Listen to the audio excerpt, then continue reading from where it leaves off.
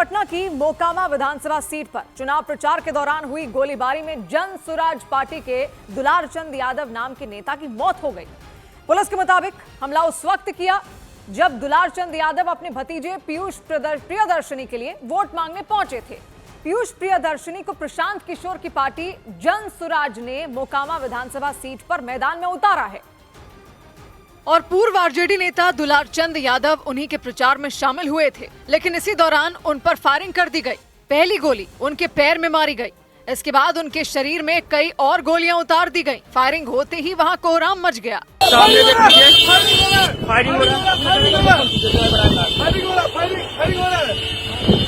देख लीजिए किस तरह का माहौल है। पुलिस के मुताबिक मोकामा टाल के एक गांव से चुनाव प्रचार के बाद पीयूष प्रियदर्शी अपने काफिले के साथ लौट रहे थे, लेकिन सामने से जेडीयू उम्मीदवार अनंत सिंह का काफिला आ गया और दोनों पक्षों में किसी बात को लेकर झगड़ा हो गया और देखते ही देखते हालात बेकाबू हो गए और फायरिंग शुरू हो गई। जन सुराज पार्टी के उम्मीदवार पीयूष के समर्थकों ने आरोप लगाया कि जेडीयू प्रत्याशी अनंत सिंह के समर्थकों ने निशाना साधकर दुलार चंद यादव को गोली मारी। गोली लगते ही दुलार चंद यादव जमीन पर गिर पड़े और उनके समर्थक बुरी तरह घबरा गए। कुछ लोगों ने उन्हें लहूलुहान हालत में उठाया और गाड़ी में बैठाया। अस्पताल ले जाने के लिए गाड़ी दौड़ाई गई, लेकिन अस्पताल पहुंचने से पहले ही दुलार चंद यादव की मौत हो गई। दुलार चंद यादव की मौत के बाद अफरा तफरी मच गई। जनसुराज पार्टी और दुलार चंद यादव के समर्थक भड़क गए। उन्होंने मोकामा सीट से जेडीयू उम्मीदवार अनंत सिंह पर गोली चलवाने का आरोप लगाया। अनंत सिंह के समर्थक डर गए हैं। अनंत सिंह के समर्थक डर गए हैं। डरपोक गोली भी चला दिया। गोली चल रहा है। डरपोक है उनके समर्थक। दुलार चंद की मौत के बाद उनके भतीजे पीयूष प्रियदर्शी बिलक बिलक कर रोते दिखे।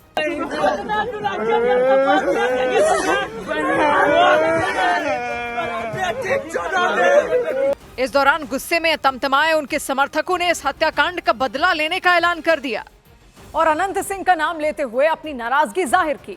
गोलीबारी की खबर मिलते ही पूरे बिहार में हड़कंप मच गया। पुलिस के बड़े बड़े अफसर घटना वाली जगह पर पहुंच गए। उन्होंने गुस्से में आग बबूला दुलार चंद यादव के समर्थकों को शांत करवाने की कोशिश की, लेकिन दुलार चंद यादव की हत्या के बाद तमतमाए समर्थकों ने पुलिस प्रशासन पर भी गुस्सा निकाला। कुछ लोगों ने तो प्रशासन के संरक्षण में इस हत्याकांड को अंजाम दिए जाने का आरोप लगा दिया। जन सुराज पार्टी के समर्थकों ने दावा किया कि न सिर्फ दुलार चंद यादव की गोली मारकर हत्या की गई, बल्कि मोकामा से उम्मीदवार पीयूष प्रियदर्शी पर भी जानलेवा हमला किया गया। एक व्यक्ति के मोबाइल कैमरे से पीयूष प्रियदर्शी की टूटी हुई गाड़ी को दिखाता नजर आया। देख लीजिए, एक सेकंड देख लीजिए, प्रियदर्शी पीयूष का ये गाड़ी। पुलिस ने हालात को संभालने की कोशिश की, लेकिन जन सुराज पार्टी और दुलार चंद यादव के समर्थक गुस्से में तमतमाए नजर आए और किसी भी हाल में दुलार चंद यादव की हत्या का बदला लेने की बात कहते दिखे। दुलार चंद यादव आरजेडी के पूर्व नेता थे। किसी जमाने में उन्हें लालू यादव का बेहद करीबी माना जाता था।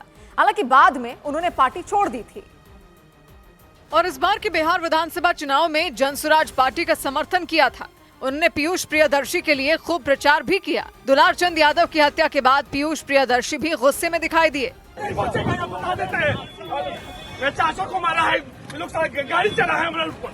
पीयूष के समर्थकों ने दावा किया कि 15 से 20 लोगों ने पूरी साजिश के तहत गोलीबारी की।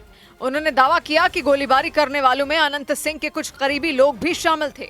हालांकि पुलिस ने पूरे मामले की जांच की बात कही। वहाँ पे दो पार्टी का काफिला जा रहा था, जहाँ पे किसी बात को लेकर एक पक्ष के द्वारा दूसरे पक्ष पर गोली मारने और गाड़ी चढ़ाने का आरोप लगाया जाए। दुलार चंद की हत्या के बाद तनाव को देखते हुए पूरे इलाके में कई थानों की पुलिस फोर्स को तैनात कर दिया गया और इस सबके बीच दुलार चंद यादव की हत्या को लेकर लग रहे आरोपों पर जेडीयू उम्मीदवार अनंत सिंह की सफाई भी सामने आ गई। अनंत सिंह ने दावा किया कि उनका काफिला निकल जाने के बाद गोलीबारी की घटना हुई। अनंत सिंह ने उल्टा ये आरोप लगा दिया कि प्रचार के दौरान उनके समर्थकों के काफिले पर हमला किया गया। यानी दुलार चंद यादव की हत्या मामले में लग रहे आरोपों को अनंत सिंह ने गलत बताया। 30 गाड़ी हम आगे बढ़ गए, 10 गाड़ी बाद पाछू रह गया, उसको कुल मारना चूरना शुरू कर दिया। पहले चरण के मतदान से करीब हफ्ते भर पहले हुए दुलार चंद यादव हत्याकांड पर बिहार का सियासी तापमान बढ़ गया। तेजस्वी यादव ने चुनाव आयोग, राज्य सरकार और पुलिस पर सवाल उठाए। चुनाव के दौरान कैसे कुछ लोग जो है बंदूक गोली लेकर के घूम रहे, लालू यादव की बेटी रोहिणी आचार्य ने भी हत्या के बाद बिहार की कानून व्यवस्था को लेकर नीतीश सरकार पर हमला बोला। उन्होंने अपनी पोस्ट में राक्षस राज शब्द का इस्तेमाल किया। इधर बिहार के गयाजी में बीजेपी की अगुवाई वाले एनडीए के एक प्रत्याशी के काफिले पर हमले से हड़कंप मच गया। वहां टिकारी विधानसभा सीट से विधायक और उम्मीदवार अनिल कुमार के काफिले पर पथराव किया गया। अनिल कुमार जीतन राम मांझी की पार्टी हम यानी हिंदुस्तानी अवाम मोर्चा की टिकट पर चुनाव लड़ रहे हैं और उनके काफिले पर तब हमला किया गया जब वो अपने विधानसभा क्षेत्र में प्रचार के लिए पहुंचे। कुछ लोगों ने गाड़ियों पर सामने से पत्थर बरसाए। वहां हालात इतने बिगड़ गए कि टिकारी विधानसभा सीट से प्रत्याशी अनिल कुमार और उनके समर्थकों को पैदल भागना पड़ा। यह हमला गयाजी जिले के दिघौरा गांव में किया गया, क्योंकि सूत्रों के मुताबिक उस गांव के कुछ लोग अनिल कुमार पर भड़के हुए थे। पिछले चुनाव में जीत मिलने पर अनिल कुमार टिकारी विधानसभा सीट से विधायक बने थे। जीतन राम मांझी की पार्टी ने उन्हें दूसरी बार चुनावी मैदान में उतारा, लेकिन सूत्रों ने बताया कि जिस गांव में उन पर हमला हुआ वहां के कुछ लोग गांव में सड़क न बनाए जाने से विधायक पर नाराज थे और दावा है कि इसीलिए जब अनिल कुमार वहां वोट मांगने के लिए पहुंचे तो उनके काफिले पर पत्थरबाजी की गई। हम लोग भागे हैं कम से कम आधा किलोमीटर, गाड़ी घुमाने की जगह नहीं थी किसी तरह, और हमरे साथ दर्जनों लोग जितना लोग थे सब पिटाए घायल हुए। एनडीए की सहयोगी हिंदुस्तानी अवाम मोर्चा पार्टी के उम्मीदवार अनिल कुमार ने आरोप लगाया कि उन्हें जान से मारने के इरादे से हमला किया गया। ये लोग गुंडे लोग थे, अपराधित लोग थे और हमारे हत्या का साजिश था। पथराव और मारपीट में अनिल कुमार को हल्की फुल्की चोटें आईं और उनके कई समर्थक भी घायल हो गए। अनिल कुमार समेत सभी घायलों को फौरन अस्पताल ले जाया गया, लेकिन चुनाव प्रचार के दौरान उम्मीदवार पर हुए हमले से खलबली मच गई। दावा तो यहां तक किया गया अनिल कुमार के काफिले पर हमले के दौरान फायरिंग भी की गई, लेकिन पुलिस ने बताया कि वो फायरिंग अनिल कुमार के सुरक्षा कर्मियों ने ही की थी। उनके साथ जो अंगरक्षक तैनात थे उन्होंने आत्मरक्षार्थ जो नियंत्रित फायरिंग किया है। गयाजी में विधायक और एनडीए प्रत्याशी पर हुए हमले से सनसनी मच गई। जिला प्रशासन ने फौरन पड़ताल शुरू की और कुछ ही घंटों के अंदर विधायक अनिल कुमार के काफिले को निशाना बनाने के आरोप में 9 लोगों को गिरफ्तार कर लिया और यथाशीघ्र जितने भी बाकी के इसमें शामिल उपद्रवी तत्व हैं वो जल्दी सलाखों के पीछे होंगे। दूसरे आरोपियों को पकड़ने के लिए पुलिस की अलग अलग टीमों ने छापेमारी तेज कर दी। उधर बिहार के सीवान में उस वक्त सनसनी मच गई जब वहां एक दारोगा की गला रेतकर हत्या कर दी गई। अनिरुद्ध कुमार नाम के दारोगा का खून से लथपथ शव खेत में मिला। उनकी गर्दन के साथ साथ पूरे शरीर पर धारदार हथियार से वार किए जाने के निशान मिले। वहां कुछ किसानों ने उनके शव को देखा और फौरन इस मामले की जानकारी पुलिस को दे दी। दारोगा की हत्या की खबर मिलते ही पूरे इलाके में दहशत फैल गई। जिस खेत में खून से सना उनका शव पड़ा था वहां आसपास के लोग जमा हो गए। सूचना मिलते ही सीवान के एसपी समेत भारी पुलिस फोर्स भी पहुंच गई। पाया गया कि एएसआई अनिरुद्ध कुमार सीवान के दरौंदा थाने में तैनात थे और उनका शव वहां सिरसाव नवका टोला गांव के खेत में मिला। हालांकि इस बात का पता नहीं चल पाया कि दारोगा की हत्या किसने और क्यों की। एसपी ने जांच के आदेश दे दिए और हत्यारों को पकड़ने के लिए पुलिस की कई टीमों को लगा दिया। इधर बिहार में एनडीए का घोषणा पत्र सुबह जारी होगा। बिहार चुनाव के लिए सुबह एनडीए का संकल्प पत्र जारी किया जाएगा। संकल्प पत्र जारी करने के मौके पर बीजेपी अध्यक्ष जेपी नड्डा, बिहार के सीएम नीतीश कुमार, चिराग पासवान, जीतन राम मांझी और उपेंद्र कुशवाहा मौजूद रहेंगे। बिहार की मोतिहारी में चुनाव प्रचार के लिए पहुंचे उत्तराखंड के मुख्यमंत्री पुष्कर सिंह धामी ने महागठबंधन पर निशाना साधा।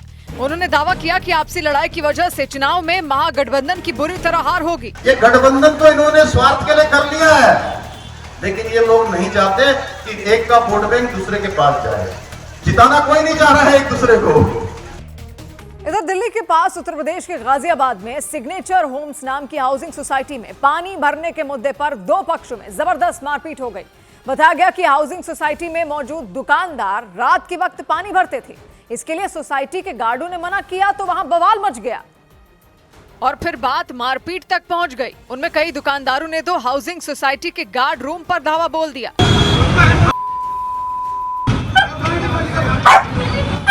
गुस्से से तमतमाए उन लोगों ने उस गार्ड रूम के दरवाजे में लगे कांच तोड़ डाले और पूरा का पूरा दरवाजा उखाड़ फेंका। इसके बाद उन्होंने गार्ड रूम में मौजूद गार्डों को बाहर निकाला और वहां काफी देर तक हंगामा होता रहा। हालांकि तभी हाउसिंग सोसाइटी के कुछ लोग वहां पहुंच गए। उन लोगों ने हंगामे की स्थिति को देखते हुए पुलिस वालों को फोन कर दिया। पुलिस के पहुंचने से पहले ही वहां काफी बवाल हो चुका था। न सिर्फ दुकानदार बल्कि कुछ गार्ड भी हाथों में डंडे लिए नजर आए। इस हंगामे से उस हाउसिंग सोसाइटी के लोग भी सख्ते में आ गए। हाउसिंग सोसाइटी के लोगों ने आरोप लगाया कि वो दुकानें रात में काफी देर तक खुली रहती हैं, जिसकी वजह से उसमें काम करने वाले लोग देर रात तक वहां आते जाते रहते हैं। उन्होंने ये शिकायत वहां पहुंची पुलिस की टीम से की, जिसके बाद पुलिस ने दोनों पक्षों की दलील सुनी और कार्रवाई शुरू कर दी। उधर मुंबई के पवई इलाके में एक इमारत के अंदर 17 बच्चों समेत 19 लोगों को बंधक बनाने के आरोपी को पुलिस कार्रवाई में ढेर कर दिया गया। रोहित आर्य नाम के आरोपी के उन लोगों को कई घंटों तक अगवा करके रखा। आरोपी ने वीडियो जारी कर कुछ लोगों से बातचीत करने की मांग की और मांग पूरी न होने पर इमारत में आग लगाने की धमकी दी। इसके बाद तो हड़कंप मच गया और पवई की जिस इमारत में बच्चों को बंधक बनाया गया उसके बाहर लोगों की भीड़ जमा हो गई।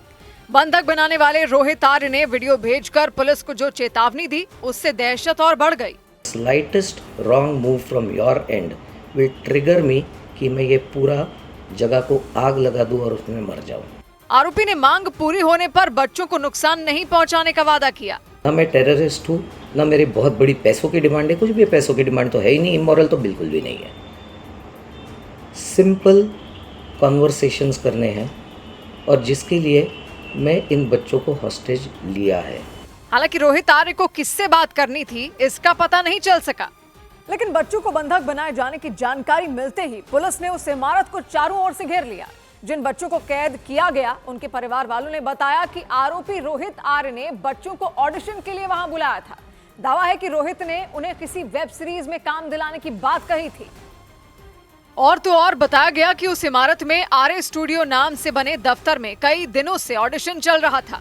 ऑडिशन के लिए सभी बच्चों को यहाँ बुलाया जाता था। पहले दिन तो बहुत बच्चे थे, तो सिलेक्शन करते करते करते जो बच्चे बच गए उनको आज उसने किडनैप कर लिया। बच्चों के बंधक बनाए जाने की जानकारी मिलते ही पुलिस ने उस इमारत को घेर लिया। कई घंटों की गहमा गहमी के बाद खबर आई कि पुलिस की कार्रवाई में आरोपी की मौत हो गई। मुंबई पुलिस को दाद देनी पड़ेगी कि उन्होंने 17 बच्चों को बचाए। बच्चों के अलावा उस इमारत में बंधक बनाए गए 2 और लोग भी सुरक्षित बचाए गए। लेकिन इस मामले में तब नया मोड़ आ गया जब कांग्रेस की सांसद वर्षा गायकवाड़ ने आरोपी रोहित आर्य को लेकर चौंकाने वाला दावा कर दिया। कांग्रेस सांसद ने रोहित आर्य को शिक्षा विभाग के लिए काम करने वाला ठेकेदार बताया और दावा किया कि राज्य सरकार पर रोहित की करीब 2 करोड़ रुपए की देनदारी थी और दावा है कि वो रकम रोहित को लंबे वक्त से मिल नहीं रही थी। यानी कांग्रेस सांसद वर्षा गायकवाड़ के मुताबिक ठेकेदार रोहित आर्य ने सरकार की तरफ से पैसा देने में हो रही देरी की वजह से बच्चों को बंधक बनाने की योजना बनाई। वो सरकारी काम किया था और उसका कहना यह था कि लगभग मैंने 2 करोड़ का काम किया है, उसमें से कुछ काम के पैसे मुझे मिलने चाहिए। वर्षा गायकवाड़ के मुताबिक रोहित आर्य को सरकार की तरफ से पैसे लौटाने का वादा भी किया गया था, लेकिन दुर्भाग्यवश तत्कालीन शिक्षा मंत्री ने जिन्होंने उनको प्रॉमिस किया था कि वो पैसे हम देंगे, वो दिए नहीं। दावा है कि इसीलिए रोहित आर्य ने बच्चों को अगवा करने का प्लान बनाया, लेकिन पुलिस कार्रवाई में उनकी मौत हो गई। उधर यूपी के बांदा में एक बच्चे की हत्या के आरोप में उसकी मां को गिरफ्तार किया गया। उत्तर प्रदेश के बांदा में एक 6 साल के बच्चे की हत्या के आरोप में उसकी मां और उसके प्रेमी को गिरफ्तार कर लिया गया। आरोप लगा कि उन दोनों ने मिलकर उस बच्चे को बेरहमी से पीटा। इसके बाद इलाज के दौरान उसकी मौत हो गई। मध्य प्रदेश में सतना के जिला अस्पताल में शव ले जाने वाली गाड़ी के ड्राइवर से हाथापाई की गई। आरोप लगाया गया कि वहां इलाज के दौरान एक आदमी की मौत के बाद उनके परिजनों ने बिना इजाजत शव ले जाने का दबाव बनाया और मना करने पर ड्राइवर से मारपीट की। इधर बेंगलुरु में एक कार सवार ने एक स्कूटर वाले को इतनी जोरदार टक्कर मारी कि उसकी जान चली गई।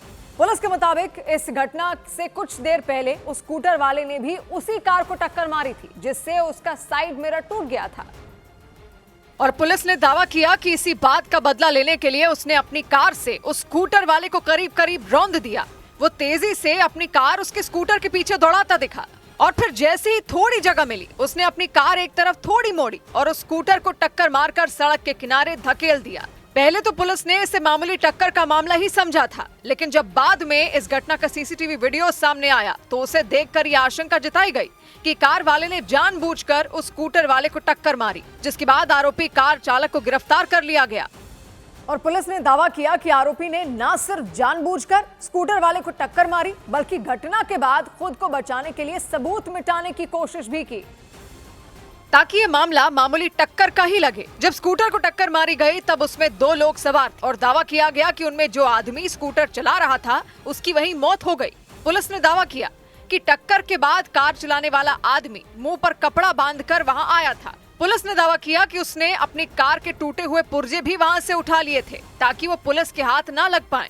हालांकि सीसीटीवी वीडियो ने उसके सारे प्लान पर पानी फेर दिया और वो पुलिस को बरगलाने में नाकाम साबित हुआ। उधर दिल्ली के नजदीक उत्तर प्रदेश के ग्रेटर नोएडा में एक बेकाबू कार ने एक महिला को कुचल दिया। दिल दिला देने वाले हादसे में उस महिला के दोनों पैर टूट गए। घटना ग्रेटर नोएडा के गौर सिटी 2 नाम की हाउसिंग सोसाइटी में हुई और वहां पलक झपकते ही उस कार ने महिला को रौंद दिया। हादसे से पहले ही तस्वीरों में दिखा कि वो महिला धीरे धीरे चल रही थी, तभी उनकी बाईं ओर खड़ी कार के ड्राइवर ने रिवर्स गियर लगा दिया। इसके बाद वो कार इतनी तेजी से पीछे आई कि महिला को हटने तक का मौका नहीं मिल पाया। कार का पिछला पहिया उनके पैरों पर चढ़ गया। कुछ लोग मदद के लिए दौड़े और महिला को कार के नीचे से निकालकर अस्पताल पहुंचाया। रोंगटे खड़े कर देने वाली घटना ग्रेटर नोएडा के बिसरत थाना क्षेत्र में मौजूद गौर सिटी 2 नाम की हाउसिंग सोसाइटी में हुई। बताया गया कि कार की चपेट में आने वाली महिला के दोनों पैर टूट गए।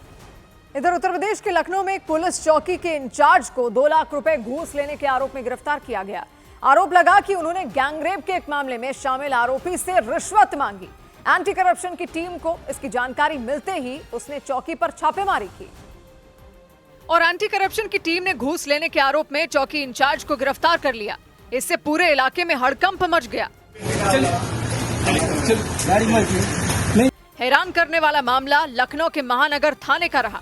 महानगर थाने के पेपर मिल चौकी इंचार्ज पर आरोप लगा कि उन्होंने गैंगरेप में शामिल आरोपी का मामले से नाम हटाने के लिए उनसे मोटी रकम मांगी, लेकिन एंटी करप्शन की टीम ने उन्हें गिरफ्तार करके कार्रवाई शुरू कर दी। उधर पंजाब के अमृतसर में हथियारों की तस्करी करने वाले गिरोह का भांडाफोड़ कर दिया गया। पंजाब के अमृतसर में पुलिस की काउंटर इंटेलिजेंस टीम ने हथियार तस्करी के गिरोह का पर्दाफाश करने का दावा किया। इसके साथ ही हथियार तस्करी के आरोप में 3 लोगों को गिरफ्तार करने का दावा किया। काउंटर इंटेलिजेंस टीम के मुताबिक पकड़े गए लोग पाकिस्तान के तस्करों के संपर्क में थे।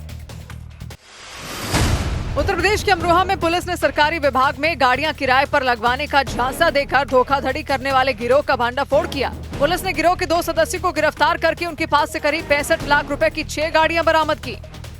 इधर दिल्ली के नजदीक उत्तर प्रदेश के गाजियाबाद में बीजेपी पार्षद शीतल चौधरी पर फायरिंग से सनसनी मच गई। इस हमले में वो बाल बच गई, लेकिन उनकी गाड़ी का शीशा चकनाचूर हो गया।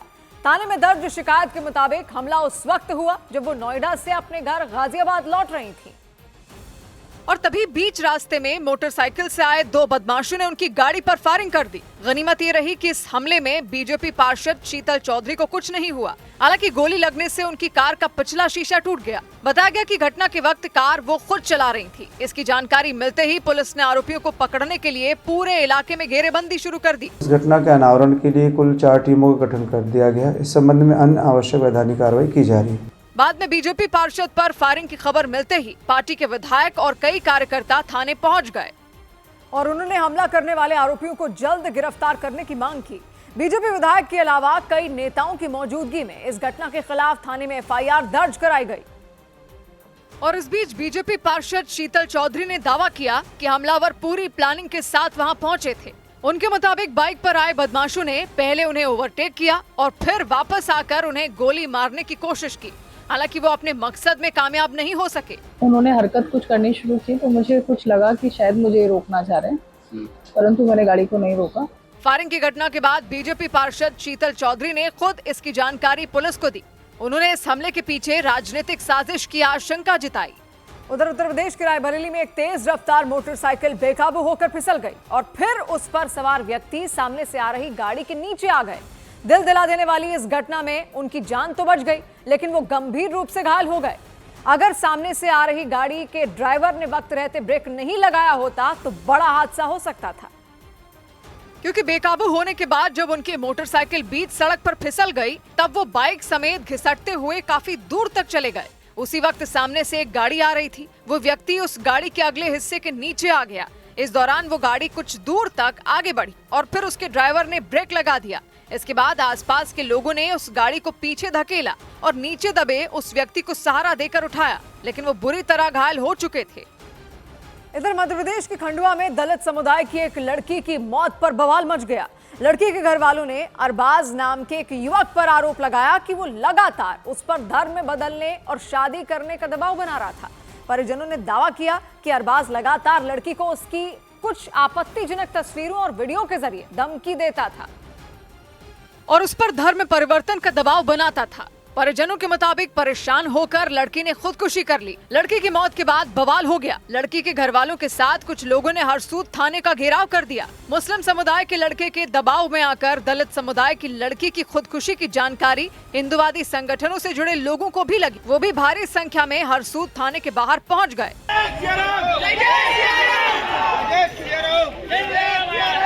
नाराज लोगों ने थाने के बाहर वाली सड़क भी जाम कर दी और लगातार ये मांग करते रहे कि आरोपी अरबाज को गिरफ्तार कर जेल में डाला जाए।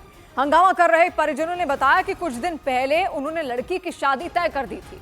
मंगनी के बाद भी अरबाज ने पीछा नहीं छोड़ा और वो लगातार मंगनी तोड़ देने का दबाव बनाता रहा और यहाँ तक कि उसने लड़की के ससुराल जाकर लड़की के बारे में उल्टी सीधी बातें कर दी थी, जिसका नतीजा ये हुआ कि लड़की का रिश्ता टूट गया था। लड़की की मंगनी हो गई थी, जिसने उसे तुड़वाने की प्रयास किया। थाने के बाहर हंगामा कर रहे लड़की के घर वालों ने पुलिस वालों पर भी गुस्सा निकाला। आज मेरे बुढ़ापे में मेरी कमर तोड़ दी। एक गरीब की बहन तुम्हारी बच्ची के साथ भी मुसलमान करेगा यही हरकत। नाराज लोगों ने पुलिस पर दबाव बनाया कि जब तक आरोपी अरबाज की गिरफ्तारी नहीं हो जाती तब तक अंतिम संस्कार नहीं किया जाएगा। हालांकि पुलिस अफसरों के समझाने बुझाने के बाद हंगामा कर रहे लोग थाने से लौट गए और लड़की का अंतिम संस्कार कर दिया। लेकिन प्रदर्शन के दौरान हिंदुवादी संगठनों से जुड़े लोगों ने आरोपी अरबाज के साथ उसके घर वालों पर भी गंभीर आरोप लगाए। बजरंग दल से जुड़े लोगों ने आरोप लगाया कि अरबाज के घर वालों ने भी लड़की पर धर्म परिवर्तन के लिए दबाव बनाया। यानी प्रदर्शनकारियों ने लड़की की मौत के लिए न सिर्फ अरबाज को जिम्मेदार माना बल्कि उसके घर वालों को भी साजिश का हिस्सा बताया। उसके परिवार को भी इसमें आरोपी बनाया जाए, क्योंकि उसका परिवार जो है वो लड़के के पूरे सहयोग में था। प्रदर्शनकारियों के मुताबिक अरबाज लंबे वक्त से लड़की के पीछे पड़ा हुआ था। वो लगातार उसे ब्लैकमेल करता था। उसको मुस्लिम युवक के द्वारा जो है वो लगातार ब्लैकमेल करके प्रताड़ित किया जा रहा था कि आप मुस्लिम धर्म में आओ। हंगामे के बाद पुलिस ने आरोपी के खिलाफ गंभीर धाराओं में केस दर्ज कर लिया। उधर उत्तर प्रदेश के आगरा में कई लोगों पर यह आरोप लगे कि उन्होंने अपने परिवार के लोगों के गुजर जाने के बावजूद उनके नाम पर पेंशन लेना जारी रखा।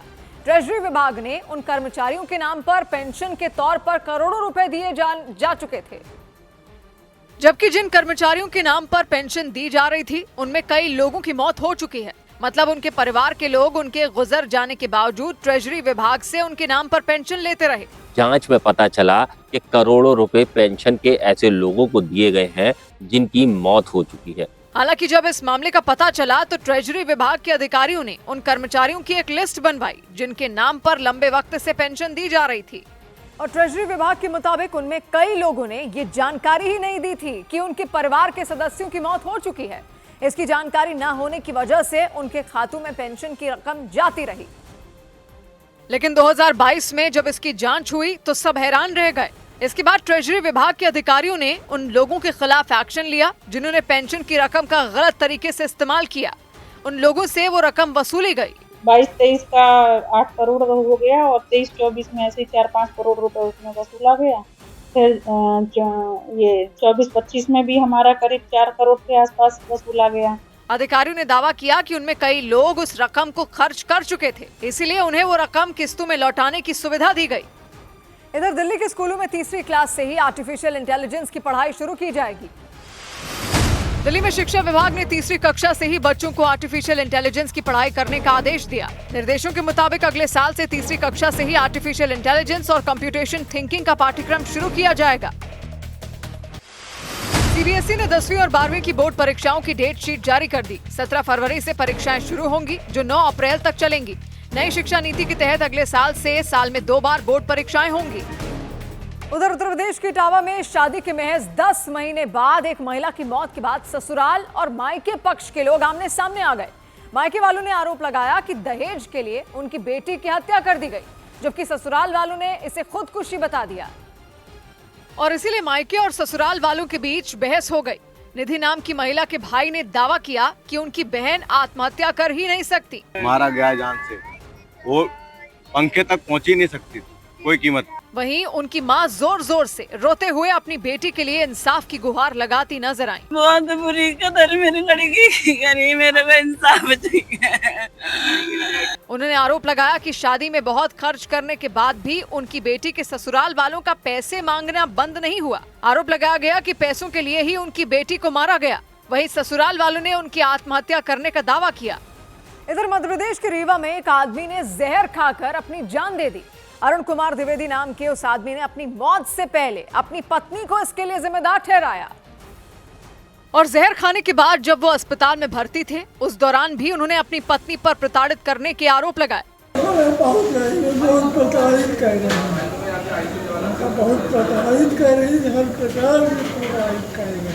इसके अलावा उन्होंने जान देने से पहले एक सुसाइड नोट भी लिखा। उस सुसाइड नोट में उन्होंने न सिर्फ अपनी पत्नी बल्कि ससुराल वालों पर बेवजह दबाव बनाने और मानसिक तौर पर प्रताड़ित करने के आरोप लगाए और फिर जहर खाकर अपनी जान दे दी। पुलिस के मुताबिक अरुण कुमार द्विवेदी ने 24 अक्टूबर की रात में जहर खाकर जान देने की कोशिश की थी। उसके बाद से वो अस्पताल में भर्ती थे और इसी दौरान उन्होंने पुलिस के सामने ये शिकायत की कि उनकी पत्नी और ससुराल वालों ने उन्हें प्रताड़ित किया। उनके परिवार वालों ने दावा किया कि अरुण की पत्नी कई बार पहले भी भागकर उत्तर प्रदेश जा चुकी थी और उनके ना लौटने पर उनका परिवार अरुण पर दबाव बनाता था। गुम जाए तो ससुराल वालों को फोन लगाए तो कहे उसको पता लगाओ वो कहाँ गई, नहीं तुम अपना खैरियत न समझना। इस मामले के सामने आने के बाद पुलिस ने शिकायत दर्ज कर केस की जांच शुरू कर दी। उधर राजस्थान के सीकर जिले में एक होटल पर कब्जे को लेकर मारपीट हो गई। होटल मालिक ने आरोप लगाया कि करीब 25 लोगों ने उनके होटल पर धावा बोल दिया और धारदार हथियारों से मैनेजर और दूसरे कर्मचारियों पर हमला किया। जिस होटल में मारपीट हुई वो प्रसिद्ध खाटू श्याम मंदिर के पास मंडा चौराहे पर मौजूद है और होटल मालिक के मुताबिक उस पर कब्जे की नीयत से हथियारों से लैस करीब 25 बदमाशों ने हमला किया। होटल में घुसकर तोड़फोड़ की गई। होटल के मैनेजर और दूसरे स्टाफ के साथ मारपीट की गई। होटल कर्मचारियों के साथ मारपीट की, नुकीले व धारदार हथियारों से हमला किया, होटल में तोड़फोड़ की। हमलावर बिना किसी डर के साथ एक झुंड में होटल के अंदर घुसे और सीधे मैनेजर के पास पहुंच गए। उन्होंने मैनेजर को पीटना शुरू कर दिया। इस दौरान जब बीच बचाव के लिए होटल के स्टाफ के लोग पहुंचे तो उन्होंने उन पर भी हमला किया और पीटते हुए उन्हें होटल के बाहर तक लेकर गए। मारपीट के बाद होटल के मालिक ने हमलावरों के खिलाफ खाटू श्याम थाने में केस दर्ज करा दिया। पुलिस ने होटल में लगे सीसीटीवी कैमरे की रिकॉर्डिंग के आधार पर हमलावरों की पहचान शुरू कर दी। धारदार हथियारों के से हमले से होटल के मैनेजर और कर्मचारियों को चोटें आईं और उन्हें अस्पताल भेज दिया गया। हमलावरों ने झुंड बनाकर मारपीट की इस घटना को दिन के वक्त अंजाम दिया। खाटू श्याम जी मंदिर के पास मंडा चौराहे पर मौजूद होटल में उस वक्त कुछ लोग खाना खा रहे थे, तभी हमलावरों ने होटल पर धावा बोल दिया। हैरानी की बात यह कि उस होटल से महज 200 मीटर की दूरी पर पुलिस चौकी भी मौजूद है, लेकिन सभी हमलावर करीब 1 घंटे तक होटल में उत्पात मचाते रहे, लेकिन पुलिस को खबर नहीं लगी। हालांकि बाद में होटल मैनेजर की शिकायत पर सभी हमलावरों पर केस दर्ज कर लिया गया। इधर उत्तर प्रदेश के चित्रकूट में बच्चों से भरी एक स्कूल बस बेकाबू होकर सड़क के किनारे गड्ढे में पलट गई। गनीमत रही कि इस घटना में किसी भी बच्चे को चोट नहीं लगी और बड़ा हादसा टल गया।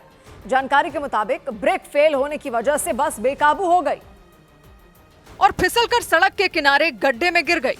इसके बाद चीख पुकार सुनकर आसपास के लोग तुरंत मदद के लिए पहुंचे। उन्होंने सभी बच्चों को बस से बाहर निकाला और उन्हें अस्पताल भेजने की सलाह दी। जिला अस्पताल ले जाओ। तब तक हादसे वाली जगह पर एम्बुलेंस भी पहुंच गई। हालांकि घटना में किसी भी बच्चे को ज्यादा चोट नहीं लगी। ये देखते हुए उन्हें वहां से गुजर रही दूसरी गाड़ियों से स्कूल भेज दिया गया। मामला चित्रकूट के रेपुरा थाना इलाके का रहा। उधर उत्तर प्रदेश के हमीरपुर में उस वक्त सनसनी मच गई जब अपनी दोस्त से मिलने आए एक लड़के की पीट कर हत्या कर दी गई।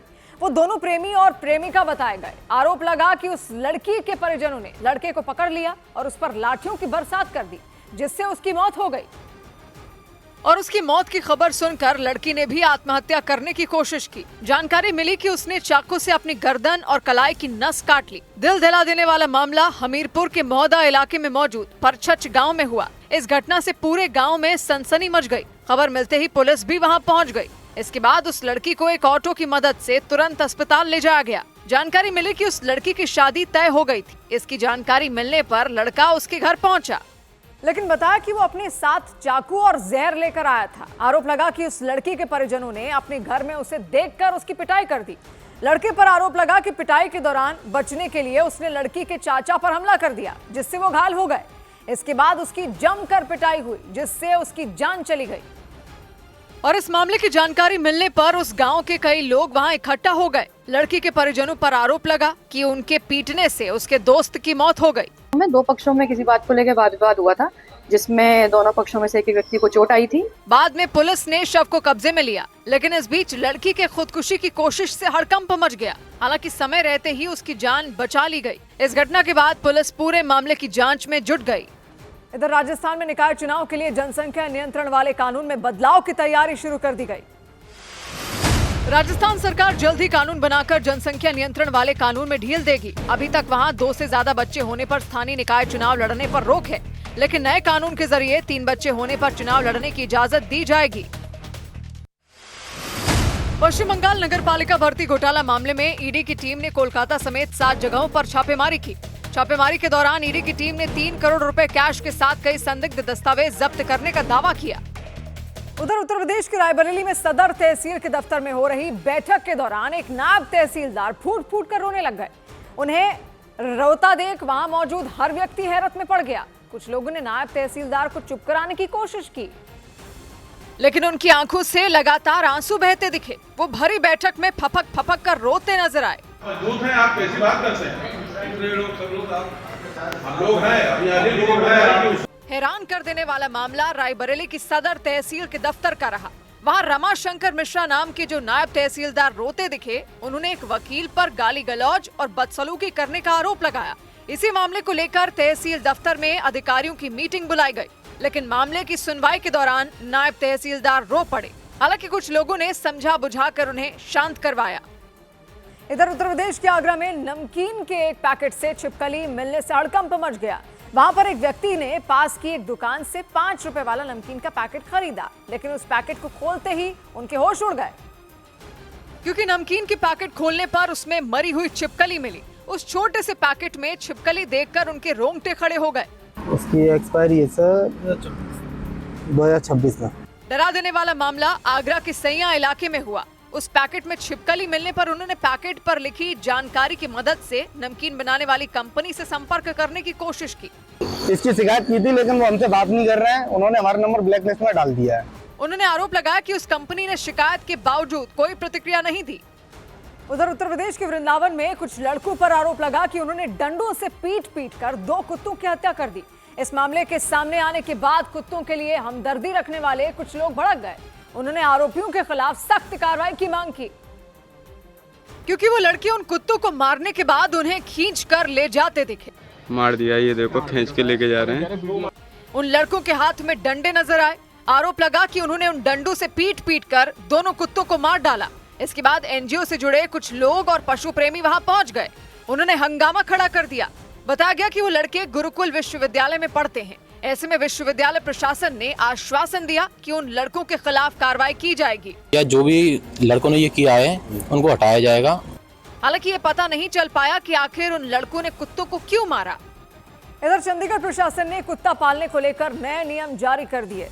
नए नियमों के मुताबिक बुलडॉग और पिटबुल नस्ल वाले खतरनाक कुत्तों को पालने पर बैन लगा दिया गया। हालांकि जिन लोगों के पास पहले से ही इन नस्ल के कुत्ते हैं, उन्हें छूट दी गई, लेकिन उन लोगों को भी अगले 45 दिनों में कुत्ते का रजिस्ट्रेशन करवाना होगा। नए नियमों के मुताबिक अगर कोई पालतू कुत्ता खुले में शौच करते हुए पाया गया तो उसके मालिक पर 10,000 रुपए का जुर्माना लगेगा। इसके अलावा अगर किसी कुत्ते के साथ गलत व्यवहार की शिकायत मिली तो उसके मालिक के खिलाफ कानूनी कार्रवाई होगी। चंडीगढ़ प्रशासन ने घर के साइज के हिसाब से भी कुत्तों को पालने की संख्या तय कर दी। साथ ही ये हिदायत दी गई कि अगर कोई कुत्ता बिना रजिस्ट्रेशन के पाया गया तो उसे जब्त कर लिया जाएगा। उधर जस्टिस सूर्यकांत को देश का अगला मुख्य न्यायाधीश नियुक्त किया गया। जस्टिस सूर्यकांत देश के नए मुख्य न्यायाधीश होंगे। कानून मंत्रालय ने उनके नाम की आधिकारिक घोषणा कर दी। 24 नवंबर को पद की शपथ लेंगे। पूर्व क्रिकेटर और कांग्रेस नेता मोहम्मद अजहरुद्दीन सुबह तेलंगाना की रेवंत रेड्डी की सरकार में शामिल हो जाएंगे। उन्हें राज्य सरकार में मंत्री के तौर पर शपथ दिलवाई जाएगी। इधर उत्तर प्रदेश के अलीगढ़ में नगर निगम की कार्रवाई के खिलाफ लोगों ने एसडीएम की गाड़ी पर हमला कर दिया। वहां सरकारी जमीन से अवैध कब्जा हटाए जाने के दौरान लोगों का गुस्सा फूट पड़ा। अलीगढ़ के कोल तहसील के एसडीएम के मुताबिक अधिकारियों के समझाने के बाद वो लोग उस वक्त शांत हो गए थे, लेकिन थोड़ी देर बाद जब माहौल अतरौली तहसील के एसडीएम की गाड़ी वहां से गुजरी तो उन्होंने हमला कर दिया और आरोप लगा कि गुस्साए लोगों ने पथराव कर एसडीएम की गाड़ी तोड़ दी। वहां उनकी गाड़ी के पीछे लगा शीशा टूटा नजर आया। अभी तुमने एसडीएम की गाड़ी तोड़ी है, वो भी मैं लिखूंगा। इस दौरान प्रदर्शन में शामिल लोगों ने सड़क पर हंगामा शुरू कर दिया। उनमें कुछ महिलाएं तो सड़क पर लेटी दिखाई दी, जबकि कुछ महिलाएं तो पुलिस से भिड़ गईं। सड़क खाली करिए आप लोग। वहां पुलिसकर्मी विरोध जता रहे लोगों से सड़क खाली करने के लिए कहते सुनाई दिए, लेकिन वो लोग डटे रहे और उन्हें सड़क से हटाना पुलिस के लिए मुश्किल हो गया। बताया गया कि नगर निगम की टीम की कार्रवाई के बाद अलीगढ़ की अतरौली तहसील के एसडीएम वहां से गुजर रहे थे, तभी नगर निगम की कार्रवाई से नाराज लोग भड़क गए। आरोप लगा कि उन्होंने ईंट और पत्थर उठा लिए और उसके बाद एसडीएम और उनकी टीम को अपनी जान बचाने के लिए भागना पड़ा। हाँ, गाड़ी पर हमला हुआ था। गाड़ी फूट गई आपकी? हाँ, फूट गई। आपको पैदल भागना पड़ा था? हाँ, थोड़ा मतलब उधर चल के नगर निगम की टीम ने अलीगढ़ के कायमपुर गांव में सरकारी जमीन से अवैध कब्जा हटाने की कार्रवाई की और इसके खिलाफ वहां के लोगों ने प्रदर्शन किया। कुछ लोगों ने आक्रोश किया था, लेकिन हमारे यहाँ जब नगर निगम की टीम थी उस समय ही वो थोड़े शांत हो गए थे। यहाँ से टीम उस समय निकल चुकी थी। टीम के निकलने के बाद यहाँ से एसडीएम साहब की गाड़ी गुजरी और लोगों ने फिर उस पर पथराव किया। इस घटना के बाद कायमपुर गांव में बड़ी संख्या में पुलिसकर्मियों की तैनाती कर दी गई और एसडीएम की गाड़ी पर पथराव करने वालों के खिलाफ पुलिस ने केस दर्ज कर लिया। और इस बीच सरकारी जमीन से कब्जा हटाने पहुंची नगर निगम की टीम पर लापरवाही बरतने का आरोप लगा। पुलिस के मुताबिक किसी भी सरकारी जमीन से कब्जा हटाने से पहले पुलिस को जानकारी देना जरूरी होता है, लेकिन आरोप लगा कि अलीगढ़ के कायमपुर गांव में कार्रवाई से पहले पुलिस को कोई जानकारी नहीं दी गई थी। यानी पुलिस की सुरक्षा के बिना ही नगर निगम की टीम वहां सरकारी जमीन से कब्जा हटाने के लिए पहुंच गई थी। पुलिस के मुताबिक थाने में नगर निगम की टीम की तरफ से लिखित में कोई जानकारी नहीं दी गई थी और आरोप लगा कि शाम 6 बजे नगर निगम की टीम वहां पहुंची थी। नगर निगम की टीम शाम 6 बजे के आसपास आई थी। इसमें नगर निगम की टीम द्वारा जो है थाने पे ना कोई लिखित सूचना दी गई थी, ना फोन के माध्यम से सूचित किया गया था। अलीगढ़ के कायमपुर गांव में नगर निगम की कार्रवाई का विरोध करने वाले लोगों ने पुलिस पर बदसलूकी करने का आरोप लगा दिया। कानूनी नहीं है ये, तो नहीं क्या चलिए हाथ छोड़ेगा पुलिस वाला। वहां विरोध और हंगामे के बीच पुलिस ने सुरक्षा सख्त कर दी। उधर उत्तराखंड के ऋषिकेश में यूट्यूबर तनु रावत के नए वीडियो पर बवाल मच गया। बताया गया कि तनु रावत ने जयराम आश्रम परिसर में डांस का वीडियो शूट किया और उसे सोशल मीडिया पर शेयर कर दिया।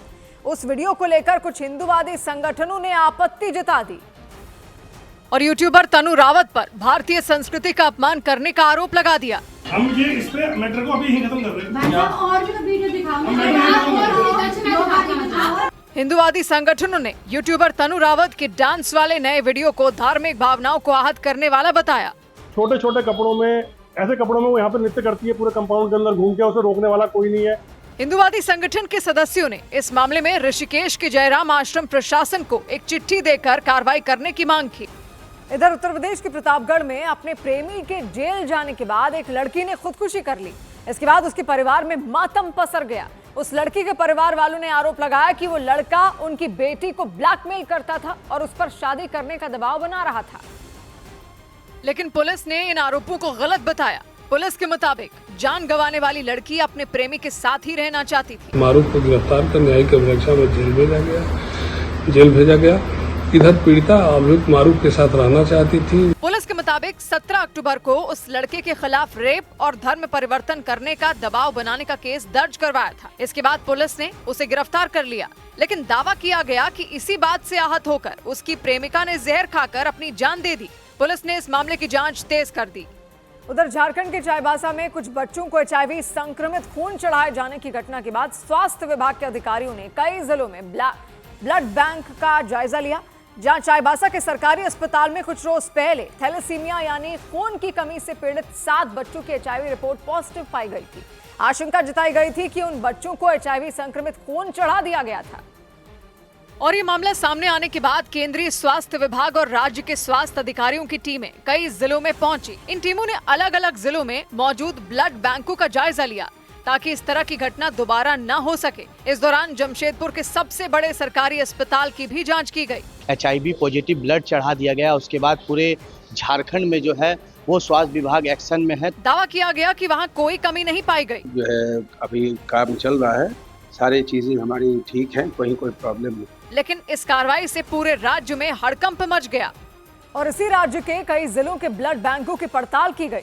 चाईबासा की घटना के बाद झारखंड सरकार ने वहां के सिविल सर्जन को सस्पेंड करने के अलावा मामले की जांच के लिए एक कमेटी का भी गठन कर दिया और साथ ही ये भी घोषणा की थी कि थैलेसीमिया से पीड़ित जिन बच्चों को HIV संक्रमित खून चढ़ा दिया गया था, उन बच्चों के इलाज का पूरा खर्च राज्य सरकार उठाएगी। लेकिन इस मामले पर बीजेपी एक बार फिर हेमंत सोरेन सरकार पर हमलावर हो गई। उसने राज्य के स्वास्थ्य मंत्री को बर्खास्त किए जाने की मांग की। अगर सरकार इसको जल्द इस पे कोई कठोर कदम नहीं उठाती है तो एक बहुत बड़े आंदोलन के रूप में हम इसको देखेंगे। इससे पहले चाईबासा के सरकारी अस्पताल में 7 बच्चों में HIV संक्रमण यानी वो वायरस जिससे एड्स हो सकता है पाया गया था। दावा किया गया था कि उन्हें जो खून चढ़ाया गया था उसकी वजह से वो HIV संक्रमित हुए। इधर खबर है कि पूर्व cricketer Yuvraj Singh Lucknow super giants के हेड कोच बन सकते हैं। खबर है कि IPL टीम LSG यानी लखनऊ सुपर जायंट्स भारत के पूर्व क्रिकेटर युवराज सिंह को अपना हेड कोच बना सकती है। खबरों के मुताबिक टीम मैनेजमेंट LSG के हेड कोच जस्टिन लैंगर और खिलाड़ियों के बीच तालमेल न बैठ पाने की वजह से उन्हें बदलने पर विचार कर रहा है। ऑस्ट्रेलिया के सिडनी के अस्पताल में भर्ती भारतीय क्रिकेटर श्रेयस अय्यर ने सोशल मीडिया पर पोस्ट कर पहले से बेहतर होने की जानकारी दी। उन्हें कैच लेते वक्त पसलियों में गहरी चोट लग गई थी। भारत और ऑस्ट्रेलिया की महिला टीमें वर्ल्ड कप के सेमीफाइनल मुकाबले में काली पट्टी पहनकर उतरी। दोनों टीमों के खिलाड़ियों ने ऑस्ट्रेलिया के मेलबर्न के 17 साल के क्रिकेटर बेन ऑस्टिन को श्रद्धांजलि दी। बेन ऑस्टिन की नेट प्रैक्टिस के दौरान सिर पर बॉल लगने से मौत हो गई। उत्तर प्रदेश के कानपुर में एक लॉ स्टूडेंट पर हमला करने वाले वकील को गिरफ्तार करने में पुलिस के पसीने छूट गए। पुलिस और वकीलों के बीच धक्का मुक्की हो गई। पुलिस ने आरोपी वकील को गिरफ्तार कर वैन में बिठा लिया था, लेकिन इस बात से भड़के वकीलों ने पुलिस वैन को घेर लिया। उन्होंने उसे आगे बढ़ने ही नहीं दिया। इस बीच हंगामा तब और बढ़ गया जब उनमें एक वकील ने एक दरोगा को चांटा मार दिया। इसके बाद तो वहां जमकर धक्का मुक्की हुई। काफी देर की कड़ी मेहनत के बाद आखिरकार पुलिस आरोपी वकील को वहां से ले जाने में कामयाब हुई। यह हंगामा तब हुआ जब पुलिस एक लॉ स्टूडेंट पर हमला करने वाले वकील को गिरफ्तार करने पहुंची थी। जैसे ही पुलिस ने आरोपी वकील को वैन में बिठाया, वहाँ इकट्ठा हुए दूसरे वकीलों ने हंगामा खड़ा कर दिया। इसकी वजह से पुलिस और वकीलों के बीच भिड़ंत हो गई। इधर उत्तर प्रदेश के आजमगढ़ में बीजेपी के प्रदेश अध्यक्ष ने अधिकारियों को जमकर फटकार लगाई। बीजेपी प्रदेश अध्यक्ष भूपेंद्र चौधरी एक कार्यक्रम में शामिल होने के लिए निकले थे। इस दौरान उनके स्वागत के लिए कार्यकर्ताओं ने पूरी सड़क जाम कर दी और बीजेपी अध्यक्ष भूपेंद्र चौधरी इस बात पर भड़क गए। उन्होंने जाम लगने से लोगों को हुई परेशानी पर अधिकारियों को फटकार लगाई। बताओ, आप सब लोग सड़क रास्ता रोक पे खड़ा होना ये अच्छी बात है। वो अधिकारी चुपचाप उनकी बात सुनते रहे।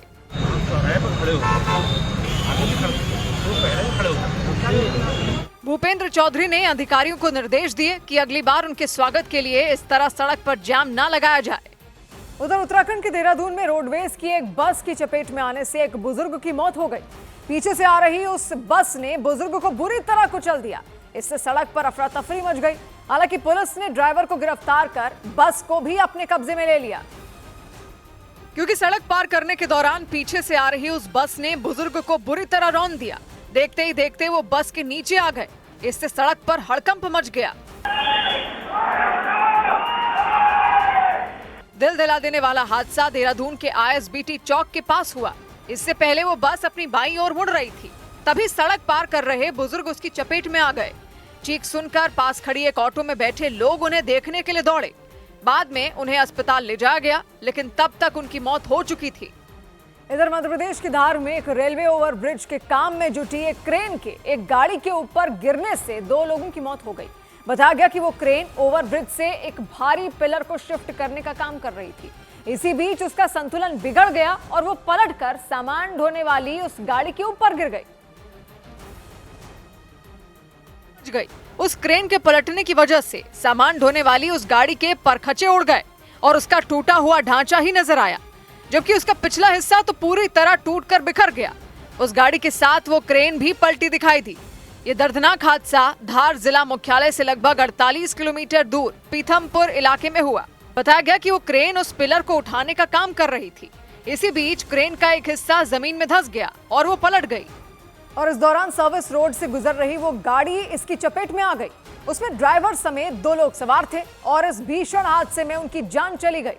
इसकी जानकारी मिलने पर पुलिस वहां पहुंची और पुलिसकर्मियों ने पलटी हुई उस क्रेन को हटाने का काम शुरू करवाया और सामान ढोने वाली उस गाड़ी में फंसे शवों को बाहर निकाला गया। पुलिस के मुताबिक वहां कोई डायवर्जन नहीं किया गया था। गलती यहाँ पे जो जिम्मेदार यहाँ पे ओवरब्रिज का निर्माण कार्य में लगे थे ठेकेदार और संबंधित अन्य लोगों की भूमिका की जांच करके हम इस पर अग्रिम कार्रवाई। वहाँ के लोगों ने आरोप लगाया कि रेलवे ओवरब्रिज बनाने के दौरान सुरक्षा मानकों का पालन नहीं किया गया। वहीं इस हादसे में जान गंवाने वाले उन दोनों लोगों के शवों को पोस्टमार्टम के लिए भेजा गया और पुलिस इस मामले की जाँच में जुट गई। इधर उत्तर प्रदेश के झांसी में अतिक्रमण हटाने को लेकर हुए झगड़े के बाद 2 कारोबारियों के बीच मारपीट हो गई। वहां प्रशासन ने अवैध निर्माण के खिलाफ अभियान शुरू किया। इसके बाद 2 दुकानदारों के बीच इस मुद्दे पर कहासुनी हो गई, जो देखते ही देखते झगड़े में बदल गई और इसके बाद उन दोनों दुकानदारों ने एक दूसरे पर हमला कर दिया। इस लड़ाई में उनके बेटों के अलावा दुकान में काम करने वाले कई कर्मचारी भी शामिल हो गए। उन्होंने एक दूसरे पर मुक्के और थप्पड़ बरसाने शुरू कर दिए। इस बीच एक महिला ने लड़ाई को खत्म कराने की कोशिश की, लेकिन किसी ने भी उनकी बात नहीं सुनी। मारपीट के दौरान एक लड़के को सिर में चोट लग गई। ये देखकर उसे एक दूसरे लड़के ने सहारा दिया। बाद में पुलिस ने दोनों दुकानदारों के खिलाफ शांति भंग करने के आरोप में केस दर्ज कर लिया। उधर अमेरिका ने ईरान के चाबहार बंदरगाह को लेकर भारत को बड़ी राहत दे दी। अमेरिका ने ईरान में मौजूद चाबहार बंदरगाह पर काम जारी रखने के लिए भारत को मिली पाबंदियों में छूट की मियाद अगले साल की शुरुआत तक बढ़ा दी। अमेरिका ने ईरान पर कई प्रतिबंध लगाए थे, लेकिन भारत की वजह से उसने चाबहार बंदरगाह को छूट दे रखी थी। ग्लोबल बाजारों में कमजोरी से भारतीय शेयर बाजार में भारी गिरावट रही। सेंसेक्स करीब 600 अंक गिरा तो निफ्टी भी लुढ़क कर 25,877 पर आ गया। इसकी वजह से निवेशकों के करीब 1,82,000 करोड़ रुपए डूब गए। सबसे ज्यादा गिरावट फार्मा और आईटी सेक्टर के शेयरों में रही, जबकि रियल्टी इंडेक्स में बढ़त देखी गई। रिलायंस इंडस्ट्रीज और गूगल के बीच बड़ी साझेदारी का ऐलान किया गया। नई डील के बाद रिलायंस जियो के ग्राहकों को गूगल AI प्रो की मेंबरशिप दी जाएगी। गूगल AI प्रो AI की एक प्रीमियम सर्विस है, जिसकी कीमत 35,000 रुपए है। इधर बिहार की वैशाली में लालू यादव के बड़े बेटे तेज प्रताप यादव को लोगों के विरोध का सामना करना पड़ा। वैशाली जिले की मेहनार विधानसभा सीट पर अपनी पार्टी के उम्मीदवार के समर्थन में प्रचार करने पहुंचे तेज प्रताप यादव के खिलाफ आरजेडी समर्थकों ने नारेबाजी की। रैली के बाद जब तेज प्रताप यादव का काफिला वहां से निकलने लगा तो कुछ लोगों ने उनकी गाड़ी को दौड़ा दिया और आरजेडी के समर्थन में नारे लगाने शुरू कर दिए। तेज प्रताप यादव अपनी पार्टी जनशक्ति जनता दल के उम्मीदवार जय सिंह राठौर के लिए वोट मांगने पहुंचे थे। एक स्कूल में जनसभा को संबोधित किया। इसके बाद जब वो वहां से निकलने लगे तभी कुछ लोगों ने हंगामा शुरू कर दिया। आरजेडी के समर्थकों ने तेज प्रताप की गाड़ी को घेर लिया, हूटिंग की और गाड़ी के पीछे पीछे दौड़ते दिखे। ऐसा लगा जैसे वो तेज प्रताप यादव को वहां से खदेड़ देना चाहते हों। उधर बिहार के मुजफ्फरपुर में हुई रैली में प्रधानमंत्री नरेंद्र मोदी ने 25 साल पुराने गोलू हत्याकांड का जिक्र कर लोगों को जंगल राज की याद दिलाई। प्रधानमंत्री ने आरोप लगाया कि इस घटना में शामिल अपराधियों को उस वक्त की आरजेडी सरकार का समर्थन मिला हुआ था। साल 2001 में स्कूल जाते हुए एक छोटे से बच्चों को, एक बालक को अपराधियों ने दिन दहाड़े किडनैप कर लिया था और बदले में ढेर सारे रुपये मांगे थे। और जब रुपये नहीं दे पाए तो इन आरजेडी के चट्टे बट्टों ने उस गोलू को, उस छोटे से बच्चे को उसके टुकड़े कर दिए। मेरे भाइयों बहनों, उसके टुकड़े कर दिए। और प्रधानमंत्री ने चुनावी रैली में जिस गोलू हत्याकांड का जिक्र किया वो बिहार के मुजफ्फरपुर में साल 2001 में हुआ था। उस वक्त राज्य में लालू यादव की पार्टी आरजेडी की सरकार थी और मामले ने बिहार में सनसनी मचा दी थी। घटना से न सिर्फ मुजफ्फरपुर बल्कि पूरे बिहार में लोगों का गुस्सा फूट पड़ा था और प्रधानमंत्री ने लोगों को 25 साल पुरानी उस हत्याकांड की याद दिला दी। प्रधानमंत्री की रैली में गोलू हत्याकांड का जिक्र होते ही गोलू के पिता बेहद भावुक हो गए। मैं स्तब्ध रह गया और थोड़ा सा कहा ना मैंने कि रोआ खड़ा हो गया। ये घटना बिहार के मुजफ्फरपुर में 20 सितंबर 2001 को हुई थी। उस दिन गोलू अपनी बहनों के साथ रिक्शा से स्कूल जा रहा था। तभी दिन दहाड़े कुछ बदमाशों ने उसका अपहरण कर लिया था। अपहरण के बाद उसके परिवार वालों से फिरौती की मांग की गई थी, लेकिन अपहरण के 4 दिन बाद ही गोलू का शव बरामद किया गया था। और उस वक्त गोलू हत्याकांड को लेकर बिहार की कानून व्यवस्था पर कई सवाल खड़े हो गए थे। यही नहीं, घटना के बाद मुजफ्फरपुर में कई दिनों तक हिंसक प्रदर्शन भी हुए थे। इस बीच गोलू हत्याकांड को लेकर प्रधानमंत्री के बयान ने बिहार की राजनीति में नई हलचल मचा दी और बीजेपी ने आरजेडी को घेर लिया। जंगल राज की याद दिलाकर बीजेपी ने आरजेडी और उसके गठबंधन पर निशाना साधा। हमले तेज देख आरजेडी ने भी पलटवार में देर नहीं लगाई। उसने भी एनडीए सरकार में हुए अपराधों का जिक्र कर दिया। कब तक जंगल राज करते रहिएगा? आपका राज मंगल राज है, तो मंगल राज में कितनी हत्या हुई है, कितना लूट हुआ है। आरजेडी ने दावा किया कि आंकड़ों के हिसाब से उसकी सरकार से ज्यादा अपराध की घटनाएं नीतीश सरकार में हुई। इधर मध्य प्रदेश के भिंड के जिला अस्पताल में उस वक्त बवाल हो गया जब वहां एक महिला गार्ड ने सिविल सर्जन पर छेड़खानी का आरोप लगा दिया।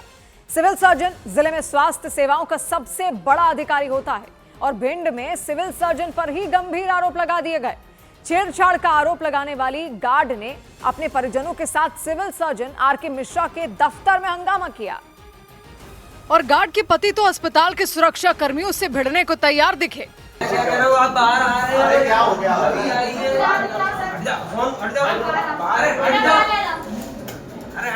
बाहर आइए आप। भिंड के जिला अस्पताल में तैनात महिला गार्ड ने आरोप लगाया कि सिविल सर्जन ने अपने घर पर बुलाकर उनसे छेड़खानी की थी। क्या हुआ?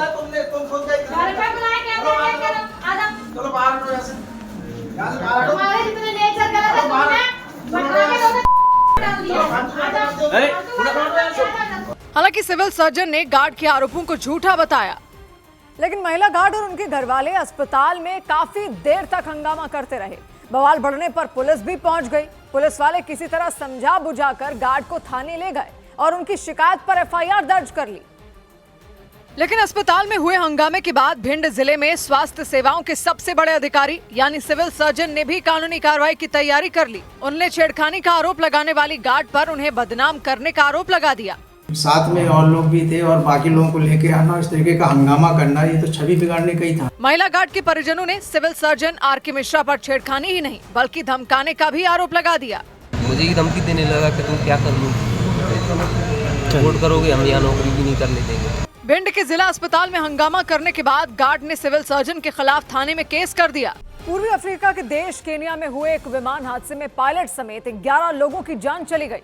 उड़ान भरने के बाद वो विमान रनवे से करीब 40 किलोमीटर दूर हादसे का शिकार हो गया। उसमें 10 पर्यटक सवार थे और क्रैश होते ही वो विमान जलकर मलबे में तब्दील हो गया। केनिया की airlines company Mombasa air safari के उस विमान ने डीएनई एयर स्ट्रिप से उड़ान भरी थी और वो उन पर्यटकों को दक्षिणी पश्चिमी केनिया के मासाई मारा नेशनल रिजर्व लेकर जा रहा था। उसमें हंगरी और जर्मनी के 10 पर्यटक सवार थे। Safety of passengers is a top priority for us. बताया गया कि उड़ान भरने के बाद उस विमान के पायलट से संपर्क नहीं हो पाया और एयर ट्रैफिक कंट्रोल ने उनसे 30 मिनट तक संपर्क करने की कोशिश की। उधर यूरोप के देश स्पेन में भारी बारिश के बाद आई बाढ़ ने हाहाकार मचा दिया। वहां पहले ही तूफान और भयंकर बारिश को लेकर अलर्ट जारी कर दिया गया था ताकि लोगों को इससे होने वाले नुकसान से बचाया जा सके।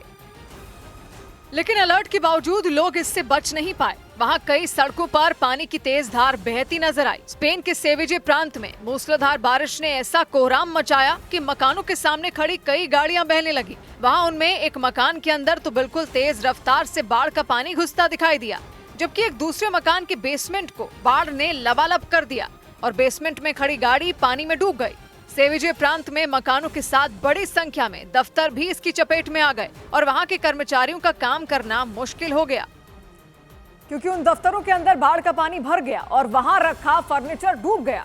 यानी भारी बारिश और तेज हवाओं ने सब कुछ तहस नहस कर दिया। वहां सड़क किनारे मौजूद कई भारी भरकम पेड़ गिर गए और कई इमारतें भी उसकी जद में आ गईं। और मूसलाधार बारिश के साथ हवा की तेज रफ्तार ने लोगों को मकानों के अंदर कैद रहने के लिए मजबूर कर दिया। स्पेन के सेविजे प्रांत में सड़कें तो दिखाई ही नहीं दी, कहीं काला बहता पानी दिखा तो कहीं मटमैले पानी में बड़ी संख्या में गाड़ियां डूब गईं। वहां सड़क पर उफनती लहरों को देखकर ऐसा लगा मानो गाड़ियां और इमारतें कुछ ही देर में बह जाएंगी। सेविजे प्रांत के एक इलाके में तो कुछ गाड़ियों की सिर्फ छतें ही नजर आईं, जबकि एक आदमी तो सैलाब से बचने के लिए अपनी गाड़ी की छत पर चढ़ता दिखाई दिया। इधर दक्षिण पूर्व एशिया के देश वियतनाम में बेहिसाब बारिश के बाद आई बाढ़ ने 10 लोगों की जान ले ली, जबकि कई लोग घायल हो गए। वियतनाम में पिछले एक हफ्ते में रिकॉर्ड तोड़ बारिश हुई। हालात ऐसे हो गए कि लोगों के मकान आधे पानी में डूब गए। और इसके बाद राहत और बचाव टीम ने घर घर जाकर लोगों को जरूरी सामान दिया। भारी बारिश के बाद वहां की एक नदी उफान पर आ गई और कुछ लोग नदी के एक तरफ फंस गए।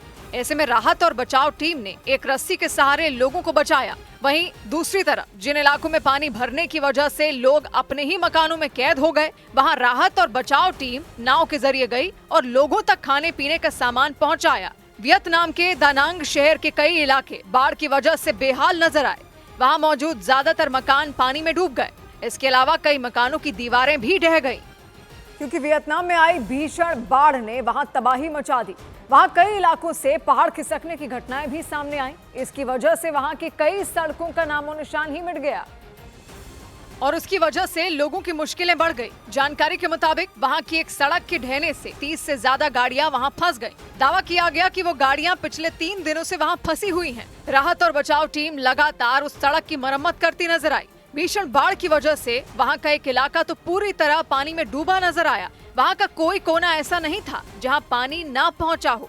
उस इलाके में फंसे लोगों को बचाव टीम नाव के जरिए सुरक्षित जगहों पर ले गई। वियतनाम में आई बाढ़ ने 10 लोगों की जान ले ली, जबकि कई लोग लापता बताए गए। इसके बाद पुलिस और प्रशासन की टीम उन लोगों की तलाश में जुट गई। उधर कैरेबियाई देश क्यूबा में ताकतवर चक्रवाती तूफान मेलिसा ने भारी तबाही मचा दी। वहां तूफान के साथ हुई तेज बारिश के बाद कई इलाकों में बाढ़ जैसे हालात हो गए, जिससे लोगों की परेशानी बढ़ गई और लोगों के मकानों में भी कई फीट पानी भर गया। इस बीच एक व्यक्ति बाल्टी की मदद से अपने मकान में इकट्ठा पानी को बाहर फेंकते दिखे। जलभराव की वजह से सड़कों और नालों का अंतर ही मिट गया। क्यूबा के पूर्वी इलाके में तूफान ने कोहराम मचा दिया। चारों तरफ जलभराव होने से वहां रहने वाले लोग गंदे पानी से गुजरने को मजबूर हो गए। बाढ़ की वजह से उन मकानों में रखा सामान भी बर्बाद हो गया। इसके अलावा कई मकानों को भी नुकसान पहुंचा। इससे लोगों की मुसीबतें बढ़ गईं। और मेलिसा तूफान का कहर ऐसा रहा कि लोगों को बिजली, पानी और खाने तक की किल्लत हो गई। बताया गया कि तूफान के बाद हालात बिगड़ने पर क्यूबा में रहने वाले 7 लाख से ज्यादा लोगों को सुरक्षित जगहों पर पहुंचाया गया। इसके अलावा सरकार ने लोगों से सतर्क रहने की अपील की, क्योंकि चक्रवाती तूफान ने चारों तरफ हाहाकार मचा दिया। कई मकानों से टीन की छत तक उड़ गई, जिससे उन मकानों में रहने वालों की आफत बढ़ गई। तेज हवाओं की चपेट में आने से जगह जगह पेड़ सड़कों पर गिरे दिखे। इससे रास्ता बंद हो गया। इस बीच एक व्यक्ति सड़क पर गिरे एक भारी भरकम पेड़ को काटते दिखे, ताकि लोगों को आने जाने में परेशानी ना हो। इसके अलावा कुछ जगहों पर बिजली के खंभे गिरने से मुसीबत बढ़ गई। बिजली के तारों पर पेड़ और खंभे गिरने से उन इलाकों की बिजली तक गुल हो गई।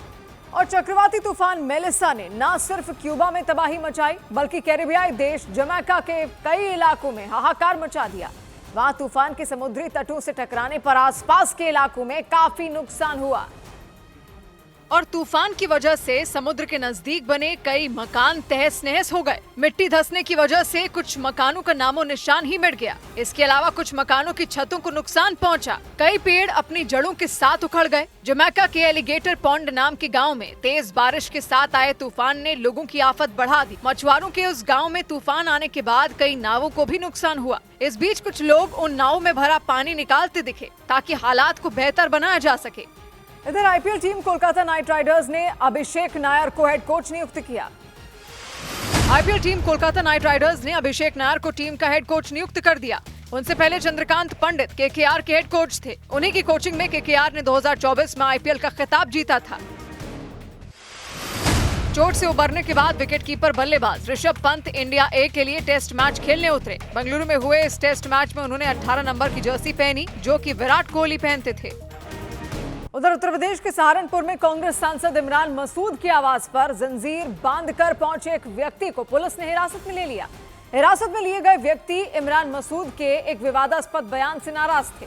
इमरान मसूद ने एक इंटरव्यू के दौरान भगत सिंह की तुलना हमास के लड़ाकों से कर दी थी, लेकिन उनके उस बयान पर हंगामा हो गया। विजय हिंदुस्तानी नाम के व्यक्ति तो शामली से लेकर सहारनपुर में इमरान मसूद के घर के बाहर पहुंच गए। उन्होंने खुद को शहीद भगत सिंह का अनुयायी बताया। विजय हिंदुस्तानी ने खुद को जंजीरों में जकड़ रखा था। उनके सीने पर दाहिनी तरफ शहीद भगत सिंह की तस्वीर का टैटू बना नजर आया। इसके अलावा उनकी पीठ पर भी भगत सिंह से जुड़े टैटू बने दिखाई दिए। इमरान मसूद के बयान पर नाराजगी जताने के लिए उन्होंने एक पोस्टर ले रखा था, जिस पर इमरान मसूद हम आ रहे हैं, ये पूछने की आतंकवादी किसको कहते हैं, लिखा नजर आया। और वो लगातार इमरान मसूद से माफी मांगने की मांग करते रहे। विजय हिंदुस्तानी के इस तरह के अनोखे प्रदर्शन को देखने के लिए वहां लोगों की भीड़ इकट्ठा हो गई। हालांकि इमरान मसूद के घर के बाहर प्रदर्शन की खबर मिलते ही पुलिस वाले वहां पहुंच गए।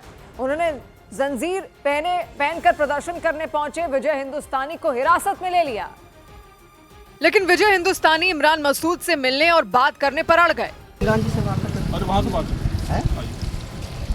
हमने बात कर लिया, आप चलिए एक बार बात तो अरे बात हमारी हो चुकी है, बात उधर चलिए सर साहब, बात माना करो, ठीक है। विजय हिंदुस्तानी ने इमरान मसूद से माफी मांगने की मांग की।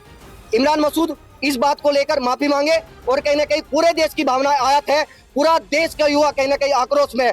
घर के बाहर प्रदर्शन के दौरान इमरान मसूद बाहर आ गए और उन्होंने दावा किया कि शहीद भगत सिंह को लेकर दिए गए बयान को गलत तरीके से तोड़ मरोड़ कर पेश किया गया।